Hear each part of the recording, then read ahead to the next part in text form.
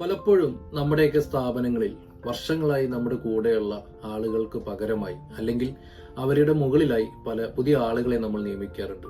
ഒരുപക്ഷെ അവർക്ക് നൽകുന്നതിനേക്കാൾ കൂടുതൽ സൗകര്യങ്ങളും ശമ്പളവും എല്ലാം നൽകിക്കൊണ്ടായിരിക്കാം നമ്മൾ ഇത്തരം തീരുമാനങ്ങൾ എടുക്കാറുള്ളത്. പക്ഷെ ചില സമയങ്ങളിൽ ഇത്തരം തീരുമാനങ്ങൾ ആ സ്ഥാപനത്തിന്റെ മൊത്തം സന്തുലിതാവസ്ഥയെ തന്നെ മാറ്റി അപകടത്തിലേക്ക് നയിക്കുന്ന സാഹചര്യങ്ങളും ഉണ്ടാവാറുണ്ട്. IPL-ൽ ഈ 2 സീസണിൽ നോക്കുകയാണെങ്കിൽ മുംബൈ ഇന്ത്യൻസിൽ ഇത്തരം ഒരു സാഹചര്യം നമ്മൾക്ക് കാണാൻ സാധിച്ചിട്ടുണ്ട്. ഇന്ത്യയുടെ തന്നെ നായകനായ രോഹിത് ശർമ്മയ്ക്ക് പകരമായി മുംബൈ ഇന്ത്യൻസ് മാനേജ്മെന്റ് ഹർദിക് പാണ്ഡ്യയെ ക്യാപ്റ്റനായി കൊണ്ടുവന്നപ്പോൾ ആ ടീമിന്റെ കെട്ടുറപ്പിനെ തന്നെ അത് ബാധിച്ചു എന്നുള്ളത് ഈ സീസണിൽ ഉടനീളം നമ്മൾ കണ്ടതാണ്. ഗുജറാത്ത് ടൈറ്റൻസിനെ വിജയത്തിലേക്ക് നയിച്ച ഒരു ക്യാപ്റ്റനായ ഹർദിക് പാണ്ഡ്യയെ മുംബൈ ഇന്ത്യൻസിലേക്ക് വരുന്ന സമയത്ത് ടീമിന് ഒരുപാട് പ്രതീക്ഷകൾ ഉണ്ടായിരുന്നു. ആ പ്രതീക്ഷകളെല്ലാം തകിടം മറിച്ചുകൊണ്ട് അദ്ദേഹം ഈ ഒരു സീസണിൽ ആ ഒരു ക്യാപ്റ്റൻ എന്ന നിലയിൽ ഒരുപാട് സ്ട്രഗിൾ ചെയ്യുന്നത് നമ്മൾ കണ്ടതാണ്. കാണികൾ തീർത്തും നിരാശരായിക്കൊണ്ട് ഹർദിക് പാണ്ഡ്യക്കെതിരായിട്ടുള്ള ഒരു വികാരം മുഴുവൻ ഈ ഒരു സീസണിൽ മുംബൈ ഇന്ത്യൻസ് ഫാൻസ് കാഴ്ചവെച്ചതുമാണ്.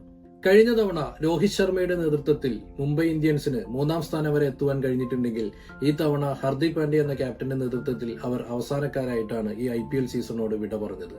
ഇത് തന്നെയാണ് ഹർദിക് പാണ്ഡ്യയ്ക്ക് അവിടെ സംഭവിച്ചത് തന്നെയാണ് പലപ്പോഴും നമ്മുടെയൊക്കെ സ്ഥാപനങ്ങളിൽ നമ്മൾ പഴയ ആളുകൾക്ക് ഒരു വാല്യൂ കൊടുക്കാതെ പുതിയ ആളുകളെ പ്രതിഷ്ഠിക്കുമ്പോൾ സംഭവിക്കാറുള്ളത്.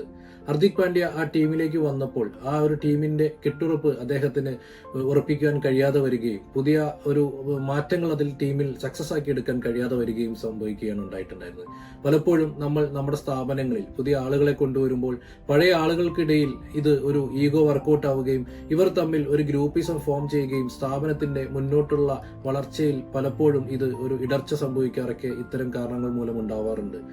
പെട്ടെന്ന് തന്നെ നമ്മൾ കൊണ്ടുവന്ന ആളുകൾ ഈ ഒരു സാഹചര്യവുമായി ഒത്തുചേരാതെ നമ്മുടെ സ്ഥാപനത്തിനോട് വിട പറയുന്ന സമയത്ത് പഴയ ആളുകൾക്ക് നമ്മളുടെ സ്ഥാപനത്തിനോടുള്ള കമ്മിറ്റ്മെന്റ് ഇല്ലാതായിട്ടുണ്ടാവുകയും ചെയ്യും.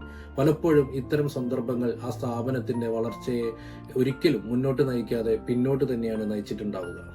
നമ്മുടെ കൂടെയുള്ളവർക്ക് വാല്യൂ നൽകി നമ്മുടെ വളർച്ചയോടൊപ്പം അവർക്കും വളരുവാനുള്ള അവസരങ്ങൾ നൽകിക്കൊണ്ട് നമുക്ക് നമ്മുടെ ബിസിനസിനെ കൂടുതൽ ഉയരങ്ങളിലേക്ക് എത്തിക്കുവാൻ സാധിക്കട്ടെ.